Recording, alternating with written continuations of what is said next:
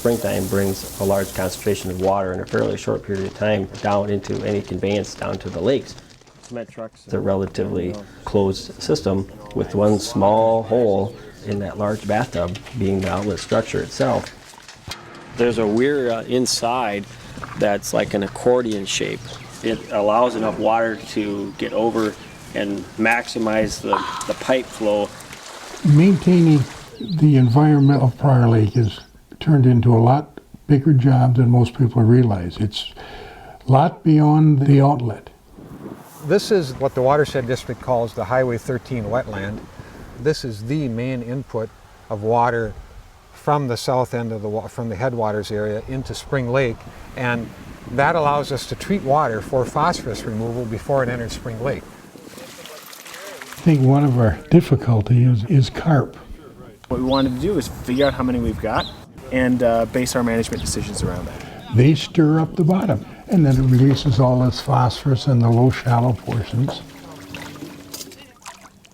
These middle and bottom samples, we look at dissolved phosphorus for the algae to take up. Algae bloom is created by the excess phosphorus in the lake. And if we measure the phosphorus level coming into Prior Lake, it's real high. If we can try to slow the flow of water, infiltrate into the ground, and that will remove the phosphorus. We were considering replacing a new street sweeper. We approached the Watershed District with a proposal. We wanted to upgrade to new technology, and we asked them to help, share in the increased cost. We helped the city pay to sweep more additional times. We are going and getting state grants. We're working with the city as they reconstruct streets to put in these retrofit rain gardens, and then we're working with landowners to do improvements on their own. You hear a lot of implementation of rain gardens, which are depressions placed in the most efficient locations so the water can pond in there and slowly seep away to filter through the soils. Again, good book to refer to.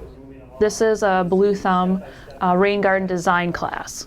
All of these residents came several weeks ago to an introductory class and learned about rain gardens and native lakeshore restoration, and were interested enough that they want to now put a rain garden on their property. The thing is, you can do with the rain gutters. We have the rain barrel that you collect the water off the downspouts at your house and then drain it off slowly. Everyone taking a note and looking at it and say, what can I do? I just run garden hoses to the different spots, take care of my wife's watering the flowers. It's the Jeffers Pond Environmental Festival. The students are all throughout the whole school grounds, and they'll be doing 3 specific tests. One a visual erosion inspection, and one velocity of the outlet channel here behind us, and then third one is turbidity testing. Education and the education of the children. I'm a firm believer if you get them and believe in what can happen, because they believe in you can do a little bit and then these little bits add up. So we have educational programs that we sponsor or that help support with the school, send kids to environmental camps and so forth. We're starting to see the payback on that. You get the kids interested in keeping it clean, their parents get interested in keeping it clean.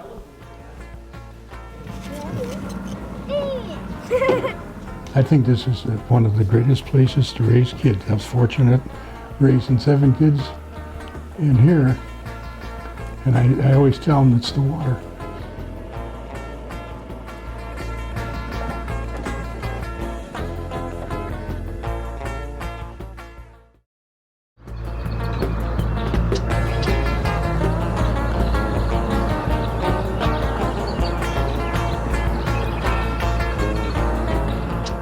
Prior Lake is in the ecoregion of the Big Woods, typified by a varied landscape that has a lot of topography, maple basswood forest, oak forest.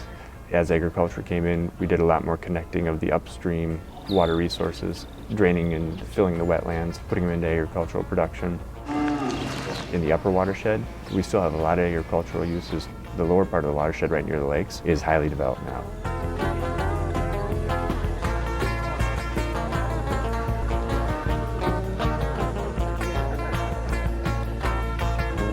The community rallies around their lakes. And I think that's why back in 1970, some pretty smart people said, we got to start taking care of this for the long haul. Lake residents were concerned with the high fluctuation of the water levels on Prior Lake. And so then I started digging through records of Prior Lake that would show the high water and the low water. And it showed a fluctuation in water level of over 20 feet. Everyone knew that if you got a landlocked basin, you got to get the excess water out of the basin. And it just made for a lot of damage on the lakeshore. A lot of erosion. That's not good for the fishery. It's not good for real estate. It's not good for the community. We got a hold of an attorney and discussed with him and looked at all the possibilities. It was in quite a few years, contacting the county board if the county could do anything. And the project was getting larger and larger. We need one body to come in here and address the problem. That's what watershed districts do best. So we petitioned for the authority to form a watershed district and see how we could fund a project like this, an outlet to Prior Lake that everyone can live with. The outlet channel goes to Upper Jeffers Pond, then Lower Jeffers Pond, through another channel to Pike Lake, through another channel north past the city border on to Deans Lake and Blue Lake, and then the Minnesota River. A watershed district is formed so that it can take care of the water quality and quantity issues over the watershed area. It pays no attention to any kind of a county boundary or a city boundary, anything. It doesn't quit flooding just because that's the county line. There are about 5 municipalities that the watershed district services. You can see that the boundaries of the municipalities are political boundaries, and the watershed district's boundaries are defined by topography. We are the agency that's charged with receiving a citizen petition to create a new watershed district. So we, the Board of Water and Soil Resources, we create them following a public hearing process and deliberation on whether or not this is an area and a purpose for which a watershed district is well suited. Good afternoon, Watershed District. The watershed district was formed. The county board appoints the members on the board, which are 5 members. The members have taxing power, but are not elected, and that's unique. But even though they're assigned as a county representative, they are encouraged to look at the watershed as a whole. Now, sometimes you have to do things upstream in order to control the flooding downstream. Under watershed, people seem to come together. You find out how to find compromises and what to do to try to achieve that goal. You have standards, you have enforcement mechanisms, but what you try to do is work collaboratively with the other units of government. So in fact, you're all working together and pulling the same way. This is a form of local government, and so you find local governments tailoring it to their particular community's needs. And there's plenty of times where some of these watershed districts are ahead of where the state agencies are with their capabilities.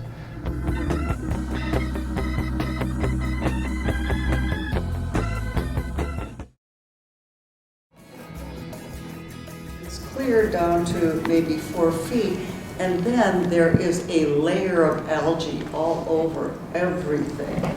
There's a fair number of underwater springs, and you can feel them. I know the city of Prior Lake put in an ordinance for building permits on the lake.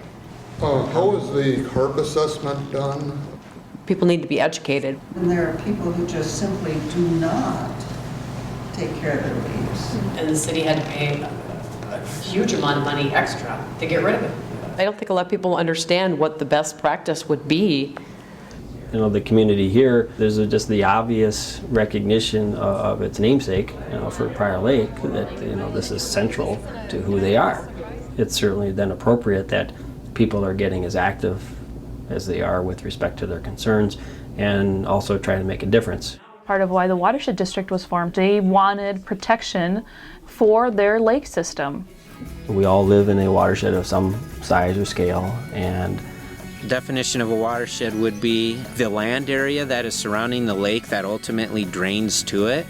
Water drops here and flows down this direction, hits Spring Lake. There's an outlet that goes from Spring to Upper Prior, and then Upper Prior discharges water to Lower Prior. This is an overview of the Prior Lake spring lead water area. From here about on, all drains down into that. And this is predominantly agricultural. This is called Upper Prior Lake. This system is called Lower Prior. And if you take the colored area, the green, we go down to this line here. So we have under our jurisdiction about 45 or 6 square miles. The winter, 2010-2011, was the third snowiest winter on record. And that was the first full year that it was in place. There was no outlet structure at all. We would have saw record levels on the lake. If it got high enough, it would go over Highway 13 into the Target parking lot. Property owners like Larry Rundell here was certainly anticipating, and so do we, that the water level was going to go higher. The water never came close to entering our yard this year or damaging our home. It was superb. This is a much better engineered unit than what was first put in. The fact that this structure is more efficient, it allows more water in sooner at those early stages of elevation above 902.5 feet. We put it to the test the very first year it was in operation, and it just did just superbly. We would have been in terrible shape if it hadn't been for the functioning of this unit. The structure itself is probably, just under $250,000 by the time we got done building it. Had the structure not been here, we looked at the number of properties that would have been flooded, in whole or in part, and we were well in excess of $100 million of property damage that would have occurred. If we looked at then the potential damage of infrastructure, probably been another $100 million or more potentially. That public infrastructure, public investment into the outlet structure itself had a big payoff just last year alone. It's a good investment for the public. Good afternoon, Watershed District. We get, of course, a lot of interested calls whether the lake level is too low or the lake level is too high. There's often the perception that we are turning on pumps or anything like that. That is not at all the case. This pipe was connected to a natural channel. It's about a half a mile, until it goes across 21 over to Jeffers Pond. We maintain and manage that channel system down to the Minnesota River. There are 4 cooperators: the City of Prior Lake, the Metwakan and Sioux community, the City of Shakopee, and the Watershed District. How far are we from the Minnesota River at this point, as the crow flies? Probably 6 miles.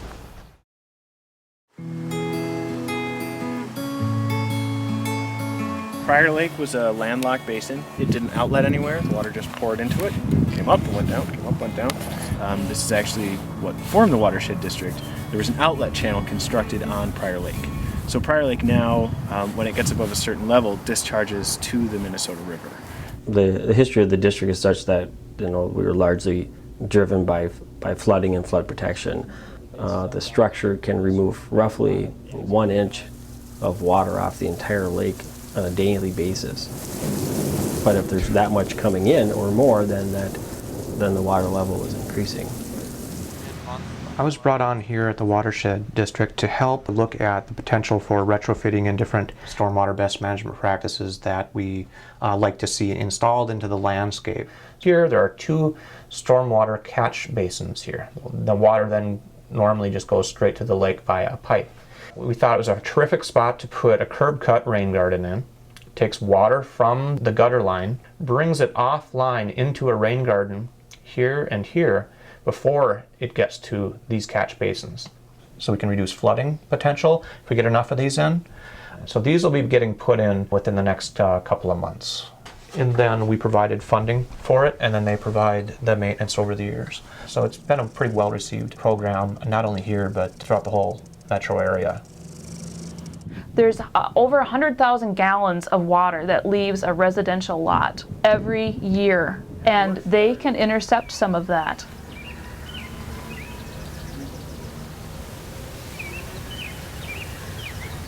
Before, this water just rushed down and had a plate and just flooded in here. Now I've diverted the water right here, and it just had to cut the pipe off and then put this trough in so it goes into a rain bell. I drain the water through my hoses where I don't have to sprinkle my flowers. And the garden hose goes around, takes care of it. I can break it there, takes care of that plant. There's a shrub on the other side, and then it goes down to my shrubbery at the corner of the house. And it works good. What was your experience like building the rain garden? I did it pretty much all by He got a grant to put in a rain garden on the front of his property. When they built the house, we had heavy equipment and tractors here, and heavily compacted it. Before we did this work, and everything being compacted, it would just run through the grass into the street. It would be wearing a trench through the grass over 20 years. Yeah, we call it green concrete for a good reason. Yeah. Our grass was just eroding away.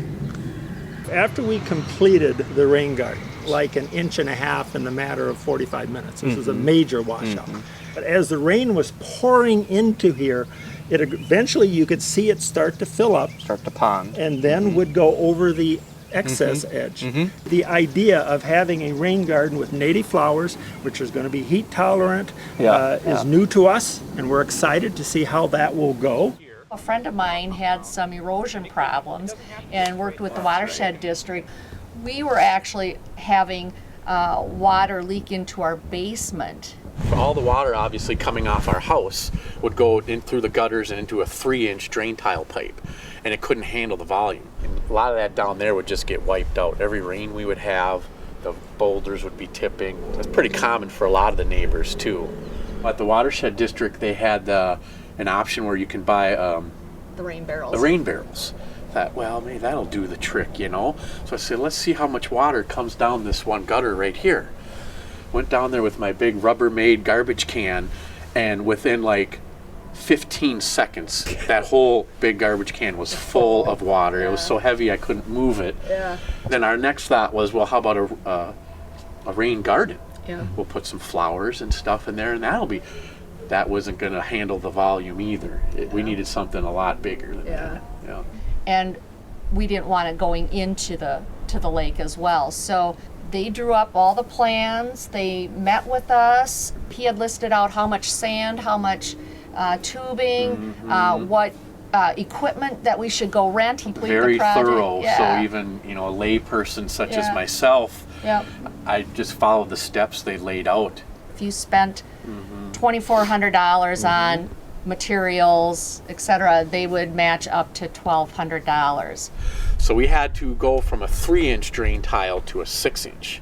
So from all the gutters of the home, they all go into a 6-inch drain tile and then come wrapping around the house down towards the lake and into our huge pit here. Now it's all overgrown with nice grass, 25, 30 feet wide, 15, 20 feet the other way, and then down about 8, 10 feet. And that became basically a big drainage field. With the 6-inch drain tile, there's a grid system going back and forth with a sock over it, so that the water will seep into that. So it basically is one giant filter there. It's all underneath, tucked away. You'd never know it's there, and keeps the water that much cleaner.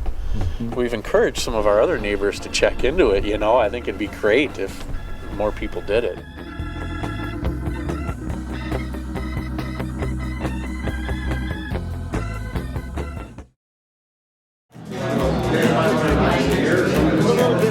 It had a ton of the coal tar from runoff from asphalt. There's something funny about this. You don't run your toilet into the lake. And there are people who just simply do not take care of their leaves. The shoreline is getting eroded. Fish Lake is an impaired water. People build their house too close to the lake. Our tax dollars are going to clean that up. Development, as you're noting, is changing. They don't put a holding pond in big enough to hold the water. I certainly think you have a good point. We certainly have a very active citizen advisory committee for the Watershed District. They're committing to facilitate the message to their neighbors, concerns about water quality. And property values are aligned with the clarity of the water out front. The health of the public essentially is well aligned with the quality of the lake. I've been born and raised in Prior Lake, and I swum through some of the algae bloomed. Back then we didn't know any difference. Took a little green hair and you get out and take a shower, and that was it. There's a high concentration of phosphorus off turf areas because of the fertilizer over the years and organic material. It tends to get into the lake pretty quickly on the backyards of people that are butted right up to the lake. In Minnesota, you can't use lawn fertilizer that has phosphorus in it because we had so much natural phosphorus. Instead of mowing to 2 inches, bring it up to 3.5 inches. The root structure on the grasses tend to go a little bit deeper. You're basically increasing your soil's capacity to hold water. We're going to be collecting the rainwater from the right side of the garage. Everything that sheds that direction we'll be grabbing on the right side of this rain garden. So we are collecting about 1,700 square feet of roof space into this roughly 550, 600 square foot rain garden. So then the berm is going to extend to this point. So the downspouts of your house, getting about 10 feet away, directing the downspout water over to a shallow 6 to 9 inch depression that you're capturing the surface water runoff from your yard and from your rooftop, and then planting it with deeply rooted vegetation can reduce the amount of water making it to the street. 3 properties which have roof runoff which will run right in down to our beach.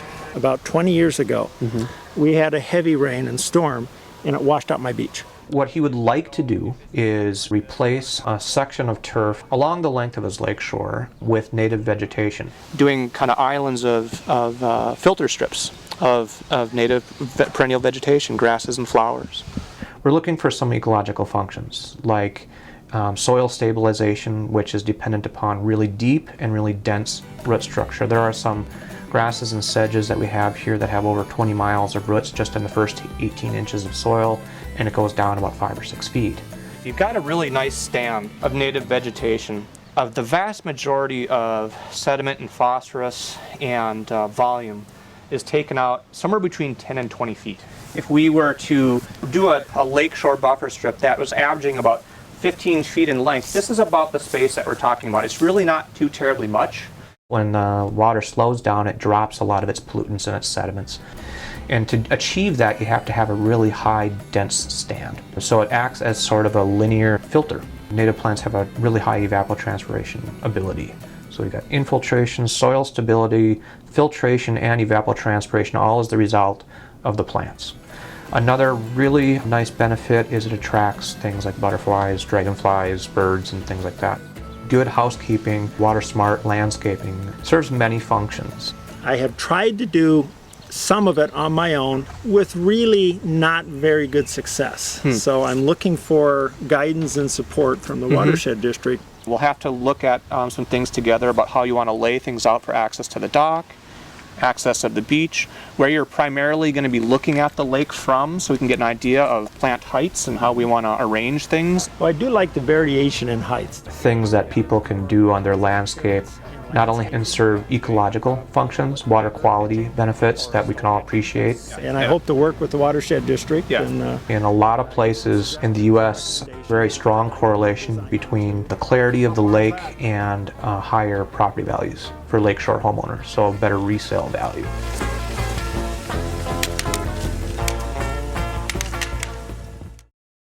Talking about, and then putting in additional practices on parks. So, can citizens really make a difference? Yes, because of the citizen involvement is essential. We've partnered in the last couple of years with the Prior Lake Spring Lake Watershed District. We're here tonight to talk about Lower Prior Lake. The residents in Prior Lake definitely associate with the lake. And I think that's, part of why the Watershed District was formed too, that they wanted protection for their lake system. They want somebody watching that lake and making sure that it's going to be clean.